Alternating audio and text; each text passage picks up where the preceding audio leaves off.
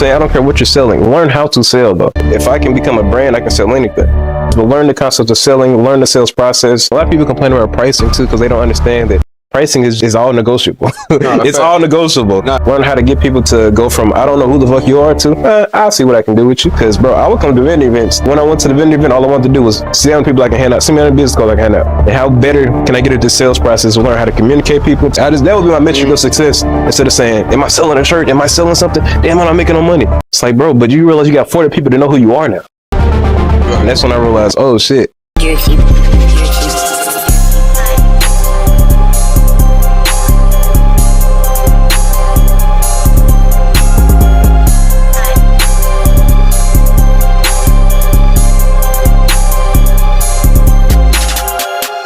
Before we get into this video, y'all, I need y'all help. I need y'all to hit the subscribe button. It's gonna be right here. You just hit that red button. Leave a comment, man. Like this video, show some love. It's gonna help you out. Everything I just named was free. We're gonna get back into this episode. Yo, what's going on, everybody? Welcome to another episode of the ElevateSolo podcast. I'm your host, Solo, aka Mr. ElevateSolo. And I ain't gonna lie, y'all, I got a very special guest with me, but I'm gonna let my dog introduce himself, man. Talk to the people, bro. What's up, everybody? What's up, everybody? It's your boy, Silv.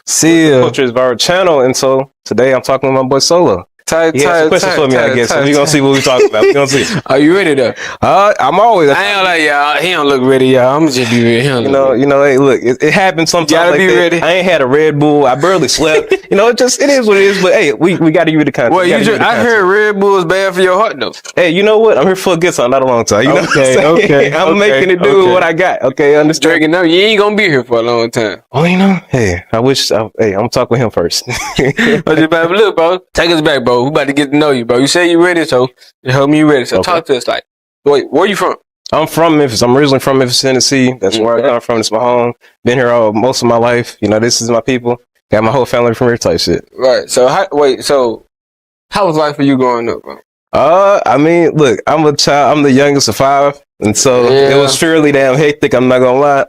You was spoiled, wasn't you? Folks say that. Folks have a tendency to say that, but also I'm the entrepreneur of the family, right? So I'm the nigga who got it his way. And if they couldn't have the give, nigga, I went and go got it. So it didn't matter. You know what I'm saying? Like, if my parents said, hey, we ain't got it to do for this because we got to give it to the other 4 kids, I'm like, cool, I'll make a way. Don't worry about it. I'll make a way.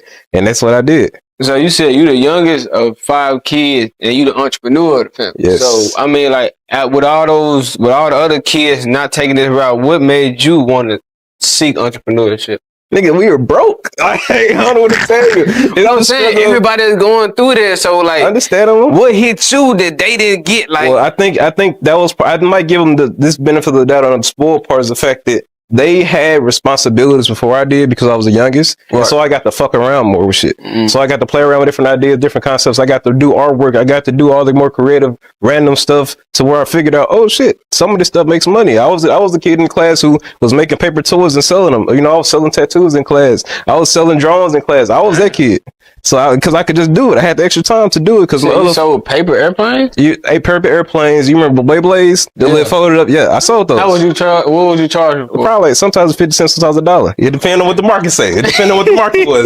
If folks had $1 to give, nigga had $1 to sell it for. That's how it was. It's hard. You said what grade you were selling them in? That was probably 2nd, 3rd grade. 2nd, 3rd grade. Yeah, that was all really So when did your first business come to? Sophomore, junior year in high school, probably was my first business. That was one of my art commission companies. So everybody knows this. It was an entire era where everybody was customizing shoes, custom clothing, all these different pieces on shoes and things like that nature. And so I was part of that, right? So I was one of the people who started the whole idea because, as I said, nigga, I was broke. So I really couldn't afford nice shoes. I couldn't afford luxury or Dior or any of this shit.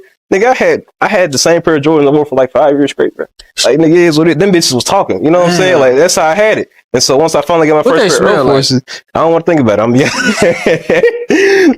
Outside, that's what they smell like. But I don't want to think about it. I'll be honest. Like, once I got the first pair of J's, I was like, okay, I got to make these bitches scratch. You know what I'm saying? So I was like, hey, I keep wearing the same pair of shoes. Let me try to do something new with them. I had a whole bunch of old pair of shoes that I didn't have shit to do with. They random knockoffs and shit like that. So I said, let me draw some on these. Let me paint some on these. Let me make them look different. Let them look ecstatic or something like that. And so I did that.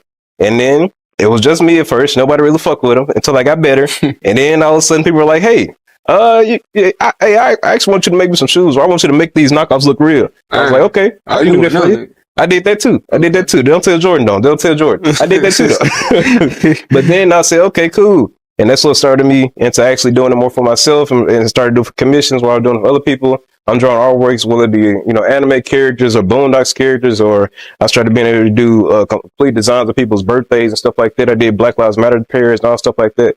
And I realized, hey, this shit sells. I was making 100, 200, sometimes even 1,000 per shoe. So I said, fuck it. You ever lost money back then? Yeah, I lost money the whole first year because I was just making shit. I was just selling. Vans cost $60 at the time. I was selling Vans for $45. I did that for like 3 or 4 months straight. It kind of reminded me of being in high school. When I was in high school, I used to sell shoes. But I only wear shoes. I never really had the vision to sell shoes to people like, hey bro, I'll buy them off your feet right now. I want them off your feet right now. Shit like this. So when I kept hearing them, like, bro, I might as well start selling. Then I'm wearing only 2-3 pairs of shoes every month. I'm only wearing the same 2-3 pairs of shoes. But I would buy shoes probably 180, selling 180. That was before knowing about, the proper margins and things like this. So, when did that change for you? Where it's like, okay, damn, I want to start actually making money. Well, look, as I said, nigga, I was broke. So anything that made that bank account number go up, nigga, I was like, hey, we getting rich in this bitch. So for the most part, when I sold those Vans, I realized I had a further plan than just making money off of it. I wanted to be a name. I wanted to be a brand. And so I said, if I can become a brand, I can sell anything. Right. And that's when I realized, oh shit, that's a whole nother game we talking about. Like, look, niggas are selling the same. I'm talking about Lululemon selling the same shit as Nike, selling the same shit as motherfucking Walgreens or Target. You know what I'm saying? They all selling the same damn shit pair of pants. But for some reason, Lululemon is 80, you know what I'm saying, or 110, you know what I'm saying, and Target is 20. So I'm like, that has nothing to do with the product, clearly. Everything to do with the brand. And that's when I realized, oh shit, maybe I need to focus on this brand shit. And that's why I said, well, if I'm gonna do this shoe shit, I'm gonna do clothing, I'm gonna do these different companies I want to start, I need to focus on building this brand name first. And that's when I started this. So what's the brand name? Well, the brand, the one I'm referencing right now is called Since Birth. So that's the brand that is over the clothing and over all the apparel for me. It's called Since Birth LLC. So I have that whole license out. And so that company was built on Black culture and building out the culture and building on entrepreneurship and combining it with business and artistry. So because I realized a lot of people who are in the arts don't understand business. A lot of people who are in business don't understand the arts. So I said, oh shit, we got a problem here because there's a lot of money to be made. But this is how one thing I want to talk about seriously is that a lot of Black people get taken advantage of in this matter because they're really good at making shit, or really good at doing something people can't do, but they have no idea how to market and how to make money off of it. And so what they have to do is sign a contract with somebody who does not do that, and the contract is a 360, nigga, and you're fucked. You know what I'm saying? That's what happens all the time in the Black community. And so if I could do that for people, or get the mindset at least for people to understand that, where if you can learn how to market for yourself and make money on the shit you do, then you can absolutely murder the game yourself, like easily. And that's the biggest problem for a lot of people, especially in the Black community. Nah, that's fact. I ain't lying. You should name a brand Since Birth. Yep. Talk to us a little bit more about Since Birth and what does that mean to you? For sure. And you know what I'm saying? Just how could that impact someone else? So Since Birth is the apparel company that I own. Since Birth pretty much started roughly around 2019. It incorporated, and then it took over my other company, which is Players Customs, which is the shoe company that I own. And so Since Birth took over the company. And Since Birth is a fully apparel. The main focus of it was started with my designing process. So I'm an artist at heart. I do art at heart. That's what I've always done. That's what I come from. And so because I was doing art at heart, because I was doing art, I realized like, oh shit, I needed to just create designs. I just wanted to create different ideas and concepts. And I was like, some gonna hit, right? If I just create different ideas, different concepts, I said, one of these things is gonna hit. And one of the things that one of my business mentors at the time told me, he said, man, you realize that it's these Japanese paintings. Have you seen the Japanese paintings where they just have like just the name of somebody and they set them for $10, $20, $30 and it's just your name? And it's like 4 or 5 strokes. Right. And I'm like, he's like, if you find a way how to make that real, think about how much money you can make, because all you gotta do is do 4 or 5 strokes and now you can sell it for $30, $40. And I was like, damn, you got a point. You got a point. So that's what I realized. I said, man, because most people clothing brands are like, oh, as much color as possible. We got to drop 40 different drops every fucking month. We got to do all the different, every drop. We got to have 20 different pieces. We got to constantly make new design, update. And I'm like, bro, if you just had a message that was worth a damn, you wouldn't do all that. Like you just had a message that people actually agree with. Everybody hear shit because they agree with the message in the first place. Nah, so that's when I realized, oh shit, let me not try to customize all the different designs, make everything so damn creative and all in different colors and different colorways. And it's like, if I just make something that people actually represent and like, then they'll just buy it anyway because it represents them. And so that's when I came up with the idea of the design called African Since Birth. And that was my first pop-up design.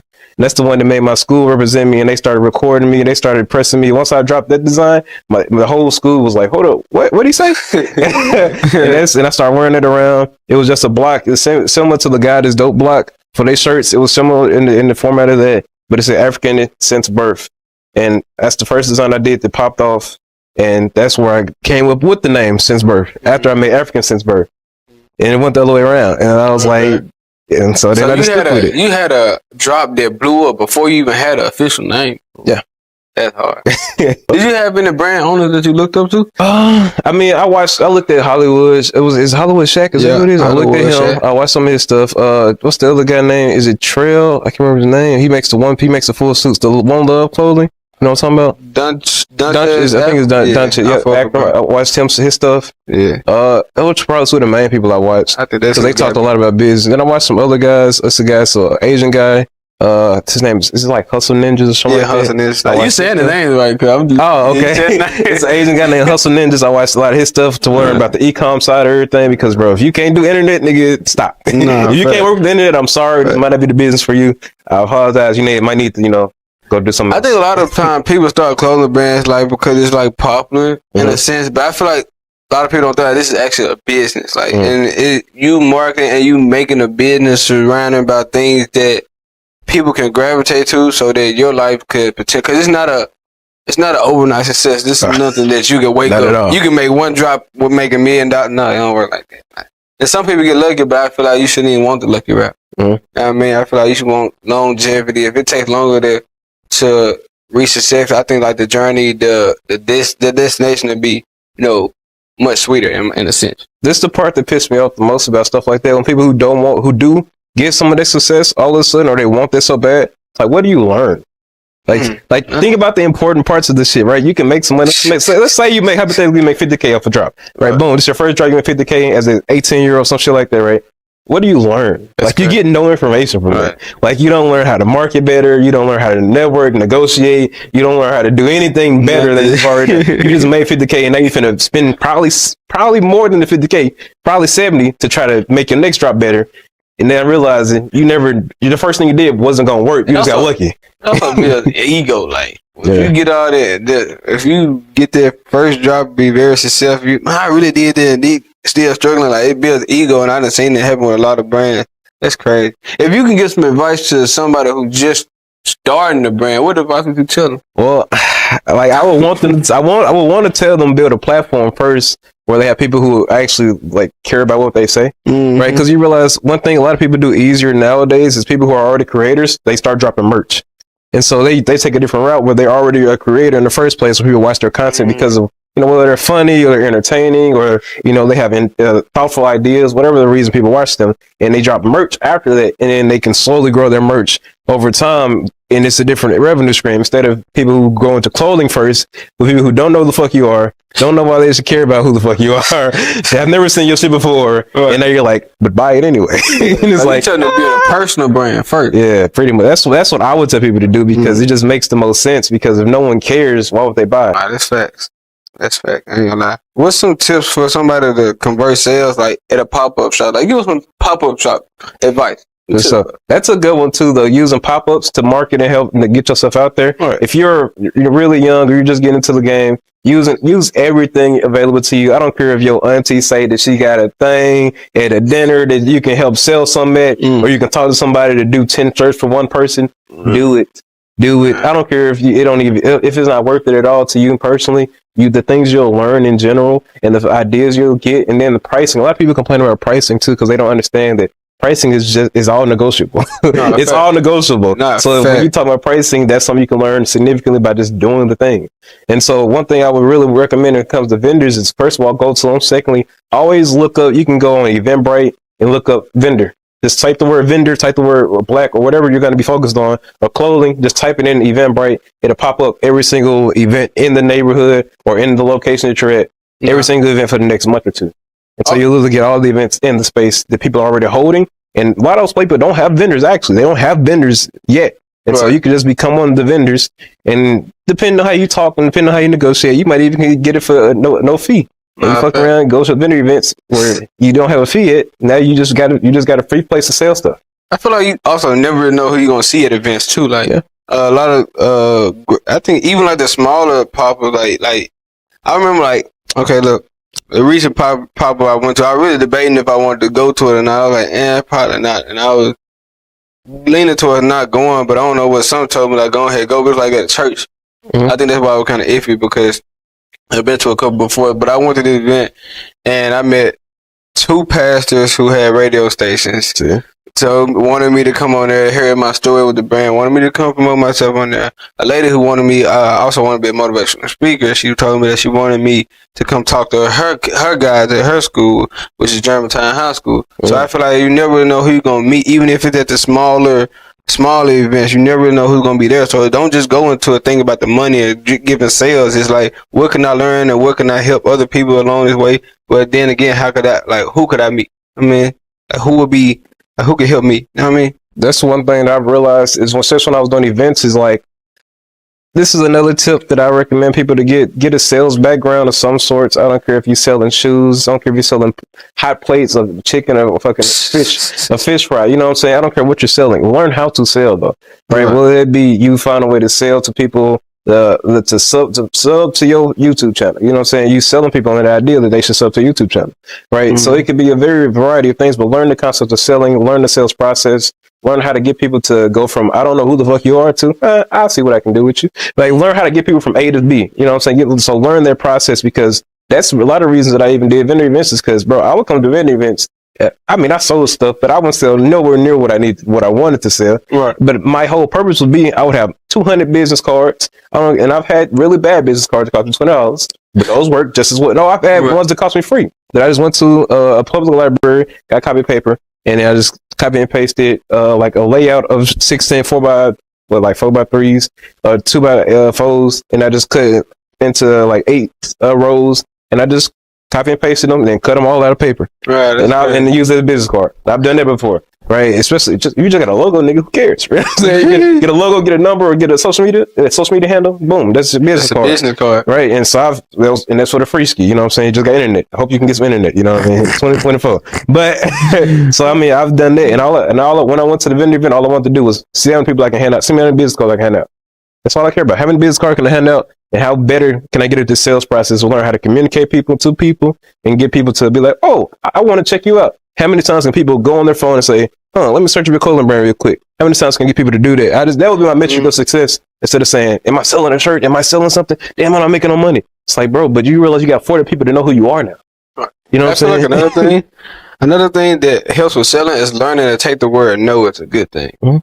I read this book. I forgot what the book was called, bro, but it just basically told you that hearing no is a good thing. Like, the more no's you hear, the more yeses you hear. Like, a lot of successful people, not just with clothing brands, this is the thing in general, success in general. The only reason that they at these places and you're not at those places because they got told no way more time than you done got told no. They done failed way more time than you done failed. And I felt like that was something I had a fear of. Like, man, bro, I'm sick of hearing no's. But like you said, even it was a no, but at least they know who you are and they know about your brand. They know about your company. That's what I mentioned earlier about some of my childhood is the fact that, like, look, when I found the way to do stuff, it wasn't because they said I should do it. My parents said, no, we're not doing this. That's what they told me. They said, no, we're not doing it. I said, I'm glad you guys are not doing it. But me, I'm a fine way. Right. And so originally, because you just coming from Memphis, coming from a background where you don't have a lot and you don't have access to a lot. Hey, are you sick of peeing in the bed? Oh, it's not part of the script. Are you sick of feeling like the people around you are not better in your life? Well, today's episode is brought to you by ElevateSolo. ElevateSolo is a clothing brand. Not only a clothing brand, it's a message spread through fashion that separation is elevation. Because a lot of times in life, our blessings get held back because we have people in our lives holding us back. Separate yourself so you can finally get those blessings you've been asking for. And let me tell you a secret. You can use code podcast and get get a discount on anything you want on the site. Yes, anything. All you gotta do is go to ElevateSolo.com, pick any item you want, use code podcast at checkout, and watch and see the magic happen. And I know this is a good episode, y'all, so I'm about to let y'all get back into it. You don't want me to help them stop peeing in the bed, though? Any risk is scary and it's possibly detrimental to you in some way. It's really scary to start. It's really scary to get yourself out there. So you realize, fuck, hearing no almost feels like the end of the world to a lot of people. Like hearing no for the first time is like, oh shit, this was my whole thing was riding on this. And it's like, bro, you hearing no was the reason you started doing it more. You hearing no, or you're hearing that you couldn't do it, or somebody told you that you were going to fail. So it made you start doing it more because you was like, I have to prove them wrong now. I have to get past that no now. It gives you an objective to get to now, where you have, if you get told yes, you don't learn shit. Because it already, well, apparently what you did worked. But if you get told no, apparently what you did didn't work. Now you got to get to the studying board and figure out how you can fix it up. So it gives you education, it gives you knowledge, it gives you something to work with.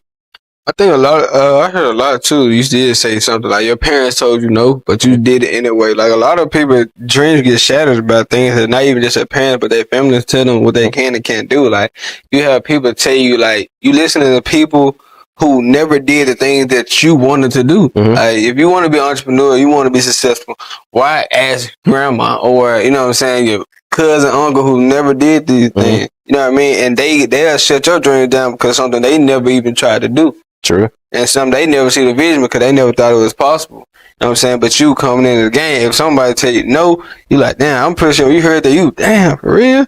But hold on, wait. They didn't do what I did. I want to try it on my own and see what it had, what it lead to. Yeah, I mean that's a great point. I think the main problem is a lot of people hold on to people because they already know them and there's already some relativity and closeness with that person. But I mean, that's cool. I mean, but you know, you can always cut that. But it's just the weirdness of being like, I have a goal and I have a dream, but because I'm cool with this person, I want to let them get me to my dream. I'll let them stop me from hindering me from getting to my dream. And it's like, I'm not fine with me being an individual who lives my own life and allowing somebody else to stop me from getting to where I want to. Like that's doing me a disfavor by allowing them to limit my goals and my aspirations and my dreams. And that sticks with anybody in my life, whether it be a friend, family, loved one, or whatever it is, or enemy. Bro, if you're having intention of ruining me or decreasing where I can get to, what's the point of holding on to you? Yeah, that's gonna be. That's just how I feel about it. That's just how I feel. That's crazy for sure. Damn. I had to follow up behind that shit. But no, for real, how do you feel about the city? Like, do you think the city of Memphis will ever get to a better state? Like, do you think it'll ever come to a point where people want to come here and tour the city? I've heard that Memphis was going to be working with Elon Musk on an AI project recently. I've seen that, so that's good, I guess. I think the bigger problem with Memphis is the culture of Memphis, and it seems that we really have a strong crabs in a bucket mentality for a lot of people. And so when you see somebody doing good, you're like, and you know what I'm saying, people wave you off, or people, like I said earlier, when I was at a vendor event and I'm at a black-owned vendor event, everybody's trying to haggle me for a $15 shirt. I'm like, bro, this shirt already cost me $5. The design cost me $5 more. It's like, bro, I'm already shooting. This space cost me $200. I'm already shooting myself in the foot, and now I got to haggle for a $15 shirt. It's crazy. I'm already $300 down. That's crazy. It's just like we got a really crabs in the bucket mentality. I do think that it's on the rise. I do think it's on the up. I do think that it takes time and it takes people. And we don't have that. We're missing the people who want to just do it anyway.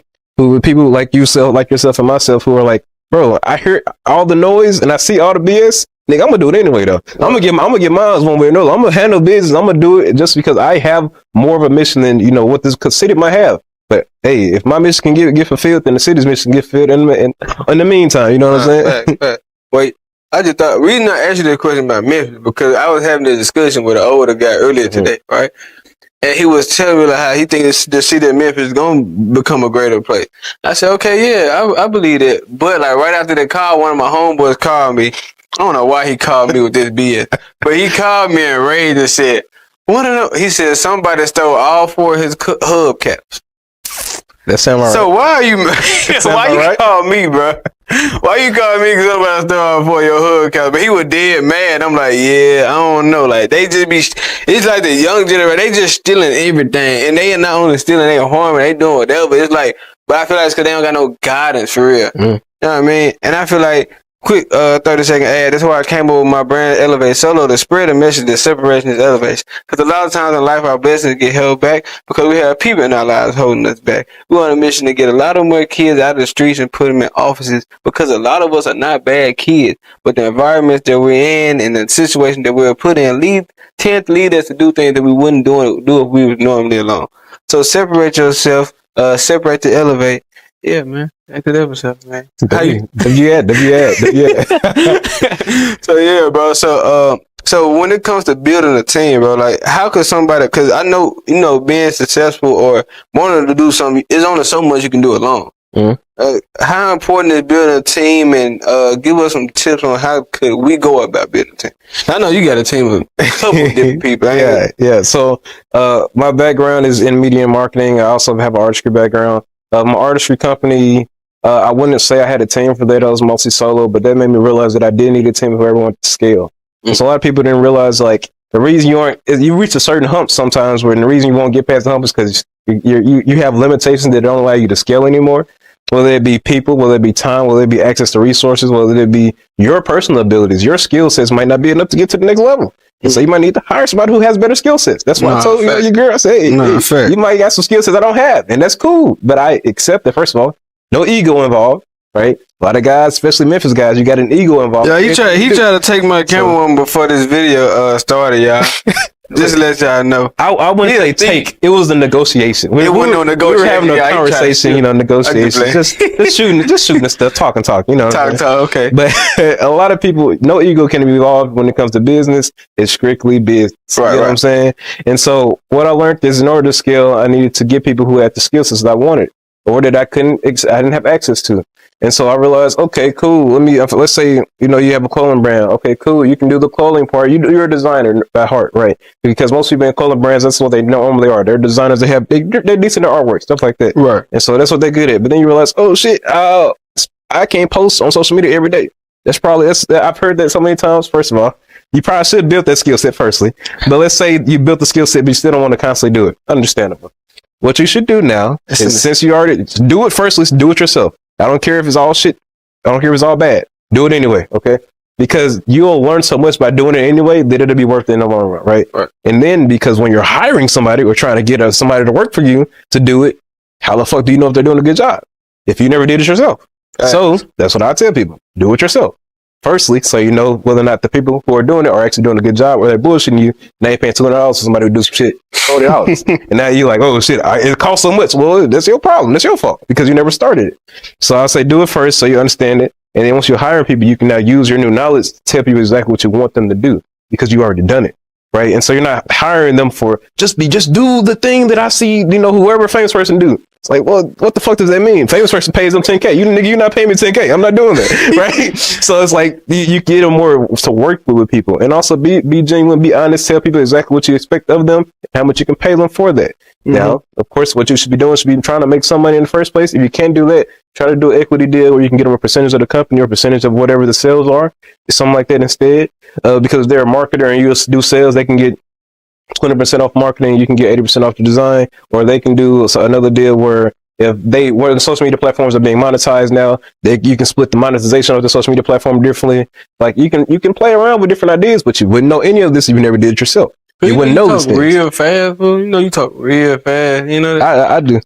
I do too, but I was like, damn, you talk fast as fuck. But what does my brain get to running? When you said equity, like that was the first thing that you said. Sure. Like talk to us, like what for the ones. What does equity mean? So equity is pretty much the ownership of the company, right? So you own a company, hopefully, or legalize your company. If it's not legal yet, don't talk about this yet, because it's all gonna be handshake deals. Those work, but you got to know the person you're doing the handshake with.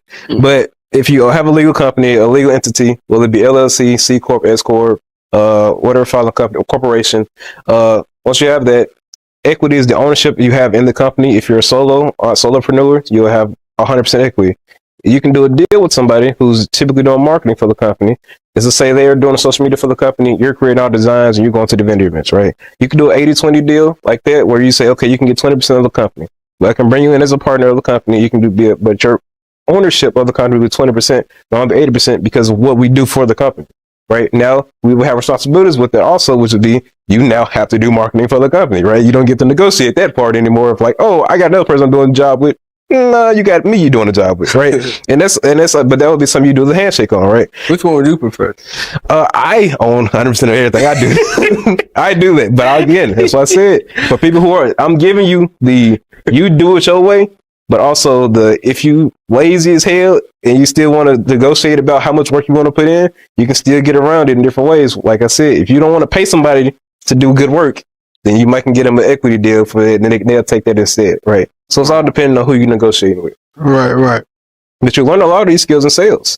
Like I said, all this is stacks on itself. What's some good tips for selling though? Well, first of all, be a decent communicator. If you're a guy, you kind of learn the way you learn the sales process a lot of times as a guy is you talk to women. And you realize the sale is I got her number or not, right? So a lot of times as a guy, you realize it's that 30 seconds to a minute, depending on, or sometimes some niggas go 5 minutes and they shouldn't have went 5 minutes, but it's the 30 seconds to a minute of you trying to talk to a girl and trying to get her number. Like, imagine this is a sales process. The intro, hey, how you doing? Intro, my name is boom. Who am I? So she don't know that I'm trying to, Right. I can't bring up the video. Have you seen the video that just dropped? The guy in the you know what I'm talking about? The guy at the corner store. Nah, I ain't see the video. You don't want to know. It's a guy. He I don't want to know, bro. I might tell you after. It's a guy at the corner store who did something to a woman. He did something on a woman's leg and he ran out and he got arrested. You know what I'm talking about? Okay. You know what I'm talking about? Okay. So you gotta do better than that. Do better than that, guys. What, bro? So What, bro?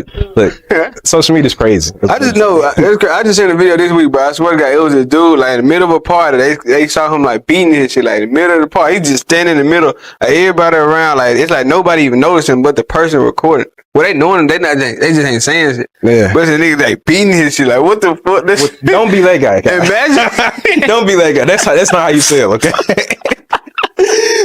But I go. You said what now? But the main focus is it's a similar process. So what you would do in sales, right? And you imagine as you picking up a woman or trying to get her number, you communicate, you express yourself appropriately, you hold some type of manners, right? From where you're from normally. Make sure you smile. Yeah, smile, present yourself accordingly. Don't come looking like a bum for the most part. Some niggas do. Don't know how that works. I tried more. But on a serious note, you shake their hand, you have a conversation with them, you tell them who you are, and you tell them your intentions.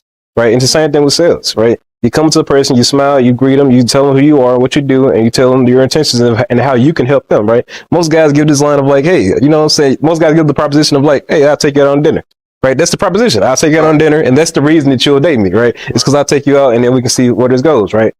Same thing with sales. It's like, okay, boom, I see that you got a nice shirt and you like apparel. Boom, I got a nice shirt, I got some apparel. Shake hands. Let's see what we get. Let's see if you can check out the website. If you see something, let me know. Right, it's that simple. So it's a similar process, right? It's the same kind of concept. What's your concept when you go to talk to people? I know can't say too much, but when you like, what would you say when you go to talk to people? What would you say? Put them on game. Give them some game. Real fast, oh my goodness. Oh, I see.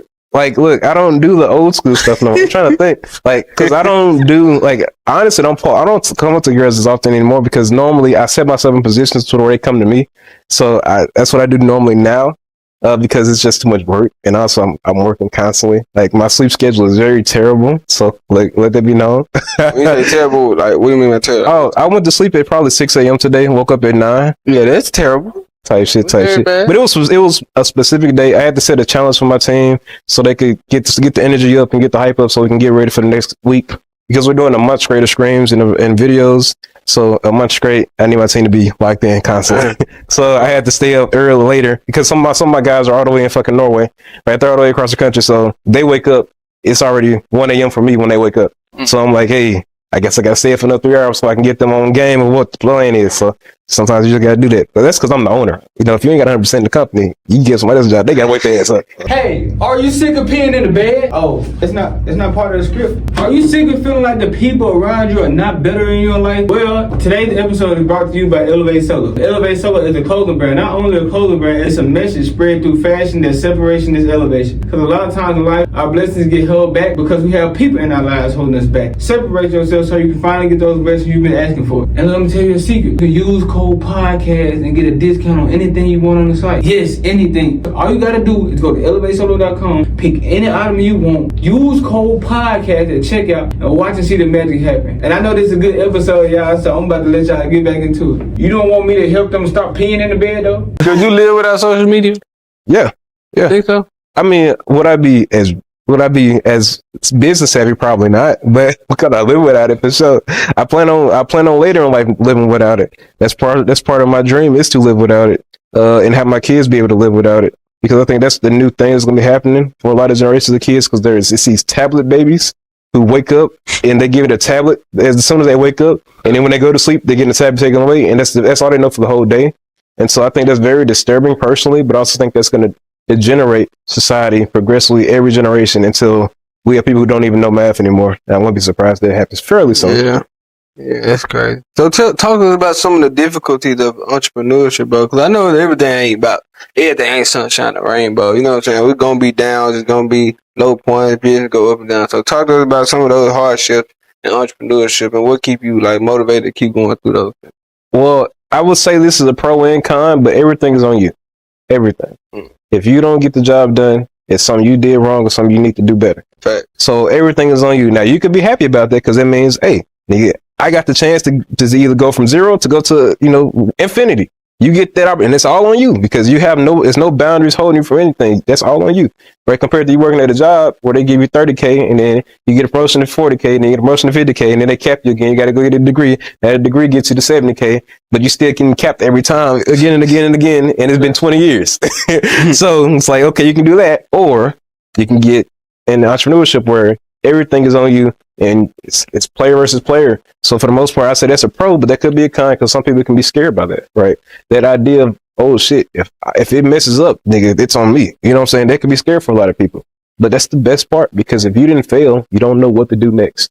So it's a really good learning concept for a lot of people. Is the fact that you failed gave you a better idea the next time, right? The fact that this didn't work, well, something else does work, right? The idea that this didn't work for you, you can change it around and do something new. So like maybe it's the artist in me personally where I'm like, oh shit, I fucked it up. Let me do it this way now, right? It's kind of the artist in me where I'm always like, okay, how can I make this better? How can I fix it? How can I change it? Right? So that's the part that I personally like a lot about entrepreneurship, but some people it might scare them. That's hard. If you could, also, you'll be awake at 6 a.m. That's another one. That's another kind. You might be awake at 6 a.m. How you do that, bro? After 12, 1 o'clock, bro, my eyes gone. I'm out of there. I can't be up like that no more. But working purposes only. If you could have dinner with somebody dead or alive, who would that person? And why? Man, one person. Okay. If I could have dinner with one person, I would personally probably say Malcolm X. Not his business mind, but his look. One thing I told a girl recently, probably like 2 years ago, when I started getting more into the content sphere, is like I want to be influential so I can help people out. And I feel like Malcolm X was so good at being influential. No matter what, I watched all, like not all, but I watched a lot of his content, or his interviews, like his debates. I watched all of his speaking events and speaking engagements. I've read his book, was autobiography. Well, biography. So he got a book? Yeah, his biography. So I've read his stuff, and so his work in general, I like how he influenced people because his movement wasn't even similar to Martin Luther King's, which was, we just want to be treated equally. His was, nigga, leave us alone, but we'll make do with what we got. And I was like, that kind of resonated with me. So I said, I want to see how his mind worked, and he got other people to agree on the same path, and then how he could push people with that same messaging. So I was somebody who I would personally, because I want to pick his brain. That's hard. What's something you feel like you gotta see before you leave this earth? I gotta see, or something you gotta do, something you gotta see, like it just gotta happen. Something I gotta see, something I gotta do. Oh, that's a great question. I'm thinking probably would be something dealing with family. I have a strong tie to family. Although I did, mention earlier, if somebody pulling you down, you cut them off. I still stand by that, by the way, because they're limiting the future of you. That's a completely different thing, in my personal opinion. Do you think it'd be the people closer to you, like the people you love the most? It can be anybody, but definitely the people you love the most too, because their mindset, you gotta think about it. Your parents' mindset is damn near 20, 30 years ago. Like, even the shit that's old to you is older to them. Right? So it's like, nigga, you don't understand, bro. They came up without internet. And so them trying to tell you about your social media shit you doing, they have no idea what the fuck they're talking about. I'm sorry. No harm. Love you, mama. Love your daddy. But y'all have no idea what the fuck you're talking about. And that's cool. That's cool. But at least understand that fact that they have no idea what they're talking about. And so when they're telling you things about it, most information you might can get is like, okay, cool. Appreciate it.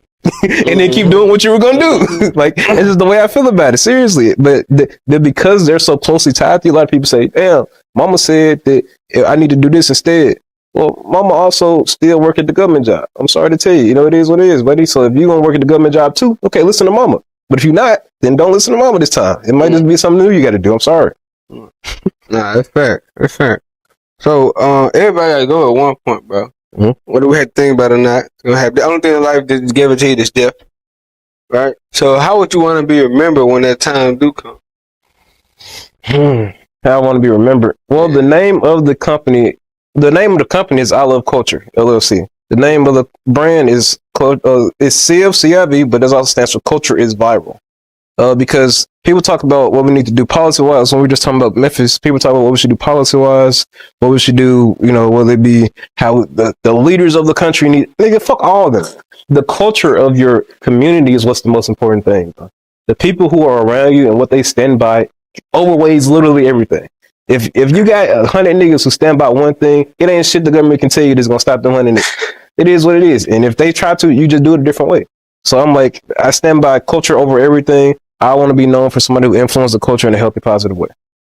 Oh, that's facts, bro. Just like that, bro. Look, man, I appreciate you for coming on the podcast, bro. If you got anything coming up you want the people to know about? Oh, well, yeah. Follow me on YouTube at Civ_legit. Well, I think it's Civ, yeah, CIV. Follow me on Instagram at Civ_legit. That's CIV_legit. We're also on TikTok, and we're doing a 30-day streamathon. So every day I'm streaming, and I'm posting videos every single day on the channel, on my Twitch and YouTube. So guys, tap in, see the content. If you like it, fucking follow. Okay, he working, man. Y'all make sure y'all go tap in, man. I laughed a couple times listening to it, man. Watching y'all want to say I want to say thank y'all for listening to this episode. If you tuned to this episode, it's ElevateSolo podcast. I'm your host Solo, aka Mr. ElevateSolo, and I'm gonna catch y'all on the next one.